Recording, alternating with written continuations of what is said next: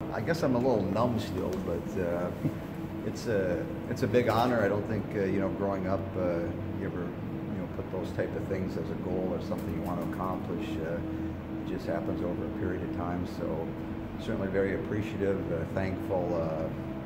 In my time here at Wisconsin as a player, I had a lot of good players that I played with. I had a lot of wonderful teammates. Certainly.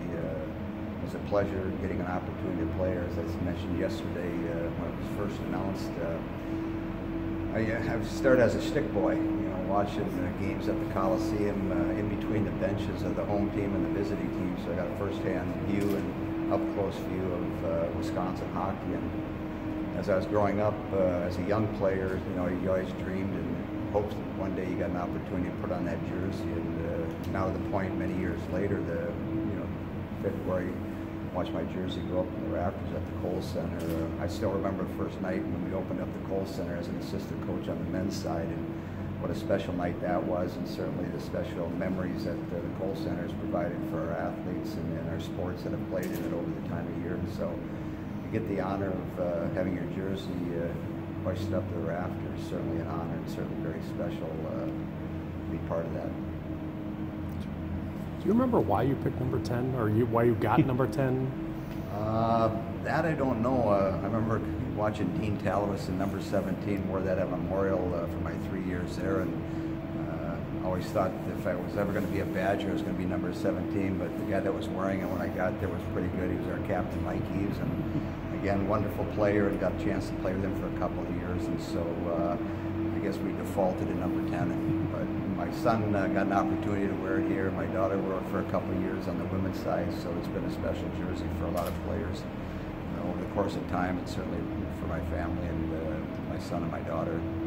Speaking of your family, your name and number is going to hang over your dad's, the rink that has your dad's name. That's pretty cool. I was thinking about that last night. That's going to be real, emotional. I know my sister and my mom living in town will be part of the evening, and so seeing his name on the ice and what he meant to the program, and certainly the passion and the love he had for the sport. We as his kids got to see that firsthand every day, and certainly rubbed off on us. And as I've told people for many years, hockey's been good to my family. It's provided me a lot of opportunities, a lot of wonderful memories, and some great friendships along the way. You're the first men's hockey player to get this honor. Who would you like to see to be the second?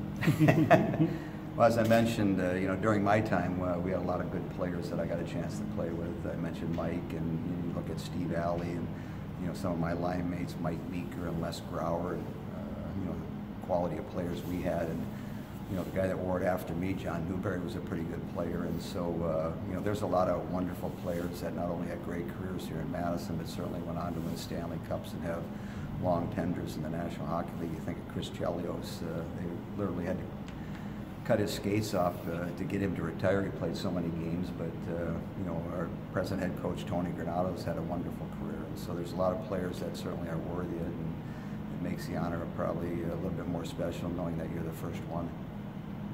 Here's a tough question. I don't know if you can answer it. Tony said that he thinks you may be the best college hockey player that ever played. How good were you? How good was I? At that time, you're just playing and loving the game. The big hurdle that I had to get over is the guy that was coaching me, and him being my dad, and trying to realize and show people that I was worthy of playing at this level. And as I mentioned, when I stepped in my freshman year, we had a couple of players, Steve Alley and John Taft, coming back off the '76 Olympic team. My dad coming back to coach that year after being with the Olympics.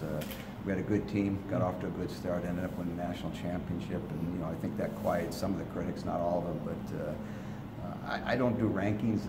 At that time, you're just trying to fulfill a dream of playing and not embarrassing yourself and doing well. And and as I look back, the 3 years I spent here and the ability to improve and get better gave me a chance to play in the Olympic team, which gave me a chance to play 11 seasons in the National Hockey League. So a lot of good things happened here, and very thankful to the people that touched my lives as far as the coaches, assistant coaches, people that had an influence on my playing career.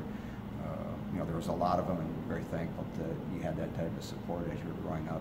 What kind of people have you heard from since this became public former players, yeah, former the guy teammates. that took me out for my recruiting trip, George Gwastecki, texted me a few minutes ago.